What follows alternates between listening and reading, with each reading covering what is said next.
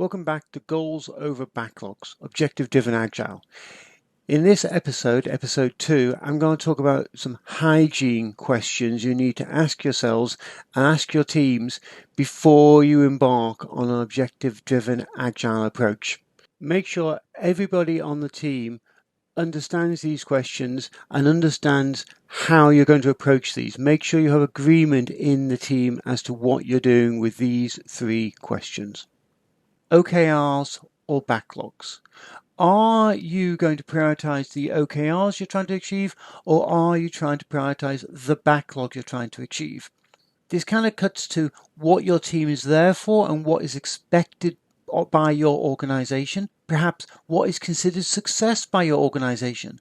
Is success doing more backlog items this sprint than you did last sprint? Is success burning down the backlog? Or is success stretching OKRs and doing your best to meet them? Is success setting OKRs and meeting them? This is important because in an agile setting, we're used to driving work through the backlog. And I am arguing here in objective setting at agile that we really should be letting OKRs drive our work. Once upon a time, before the pandemic, I was working in an organization that had teams here in London. I was coaching teams in London in Agile. We had teams in continental Europe, and I was regularly out visiting the teams and the coaches out there. And so the company told us to introduce OKRs to our working. And one day I sat down with one of the coaches in Europe to talk about how we were working with OKRs. And one of the things we both realized was that pursuing OKRs potentially conflicted with the backlog. And so we talked about how we would go about reconciling OKRs or backlog. And I said, I've decided that my team will set OKRs with respect to wider organization objectives, organizational strategy, what our customers are asking us to do, the needs of our product as it is, items perhaps from the roadmap goals that our product management team are trying to achieve. And we will set a limited number of OKRs by reference to all of these things. And then we will attempt to deliver those OKRs. But the backlog will be secondary. We will drive with the OKRs. The backlog will be in the backseat. If as we work, there are backlog items that will help us move forward on our goals, then by all means we'll do them. But just because an item is in the backlog doesn't mean we'll do it. And we will not judge success by how much backlog or how much velocity we do, because we're going to pursue the OKRs as our primary driver. The other agile coach, she said she had come to the opposite conclusion. Her team were going to prioritize the backlog first.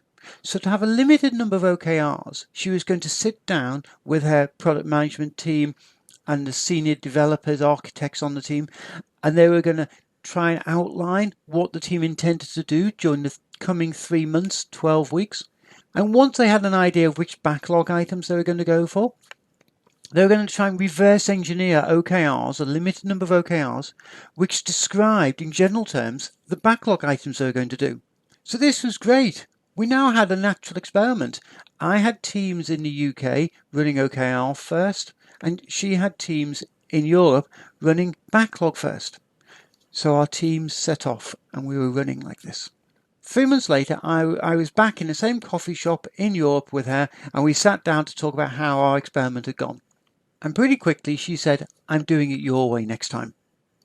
See, the thing is, if you try and lay out what you will be doing in 12 weeks' time, how accurate are you going to be? How certain can you be? Things are going to change. The main goals may remain constant, but it's very difficult to be sure what backlog items you're going to be doing. Putting OKRs first means that you are constantly looking at what you can do to advance in the time you have left. I think you can work both OKR first and backlog first. I think if you're really trying to be objective driven, you have to work OKRs first. But this is a conversation to have with your team and make sure that everybody agrees and everybody understands what you're trying to do. Make sure you're all aligned on OKRs first or backlog first. The next question you want to ask yourself when you begin working with OKRs is, what about BAU, aka DevOps? BAU, business as usual, also called keeping the lights on, also called maintenance, also called support, increasingly called DevOps. We often like to divide the world into the shiny new things, the new products that are going to generate new customers with new revenue, and we get excited about all of that. However, often teams find that their work entails supporting the existing product, whether that is just answering support desk calls or upgrading systems or fixing defects with systems. And in the technology world, we've elevated this in recent years to DevOps, developer operations, the idea that the people who build it are also involved with running it. However, there is a school of thinking in the OKR world that says OKRs are about the shiny new things, the new products, the new customers, and that the day-to-day, business as usual, keeping the lights on and all of that, shouldn't be in the OKRs. Now, that's one way of playing it. You can write OKRs which are not about keeping the lights on.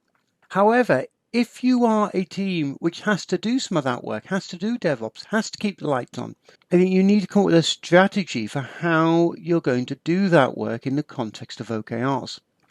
There are various strategies you can pursue. The one I talk about in my book is OKR 0, putting like a service level agreement into your OKRs. You choose the way it's going to work for you.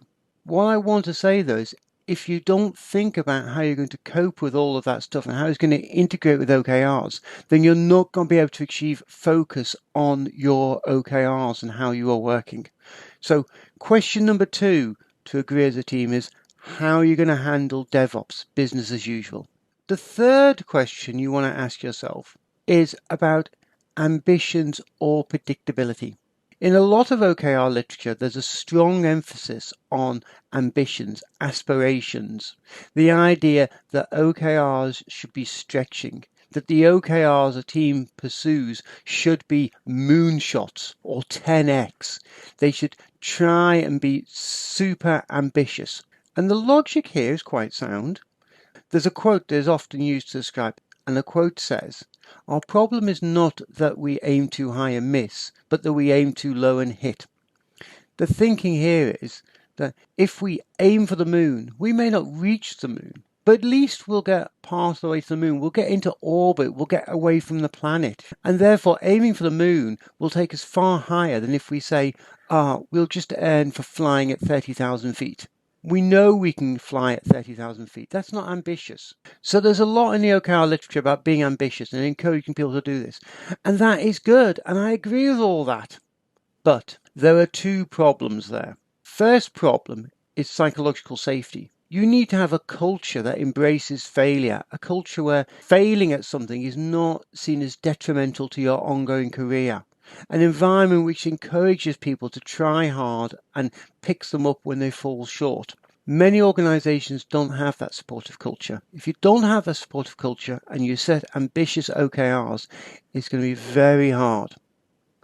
Second, and more practically perhaps, while we often talk about ambition and aiming high, in many environments, what is actually valued is predictability. What people want to hear is that you are going to meet a certain goal on a certain date at a certain cost. And as much as people are supportive of ambition, they value being predictable and they see value in that.